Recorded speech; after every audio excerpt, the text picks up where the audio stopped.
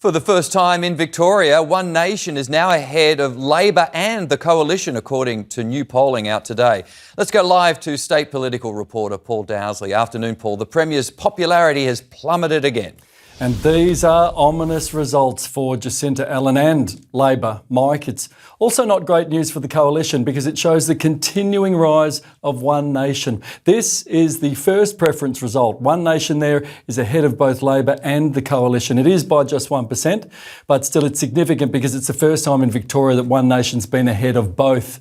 That, of course, is thanks to the momentum behind federal Senator Pauline Hanson. But the party still hasn't announced a Victorian leader or any local Victorian policies. The two-party preferred between Labor and the Coalition puts the Coalition in front, and for personal popularity of the leaders, Jacinta Allan remains the country's least popular, and her position has worsened. It's minus 42. Liberal leader Jess Wilson's is plus 13. Now, the only government minister who was speaking to the media today, he insisted that these big build corruption reports that we keep reading about and hearing about are not an issue for voters.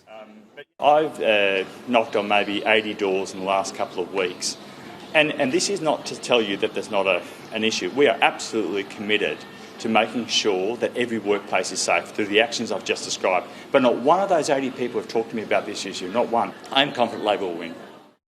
And Paul, tomorrow is D-Day for Moira Deeming and the Liberals. 6:30 tomorrow night, and this will be at the Victorian Liberal headquarters on Collins Street. Mike, the state executive of the Libs will gather to consider the future of their upper house MP, Moira Deeming. She sensationally accused her Liberal colleague, Matthew Guy, of assault, that he put her in a headlock at an event. A police investigation concluded no offence was detected, but she refused party leader Jess Wilson's request to apologise to Matthew Guy. She also conceded later that she misunderstood the meaning of that word, headlock. So now Mrs Deeming faces being disendorsed as a candidate for the November election.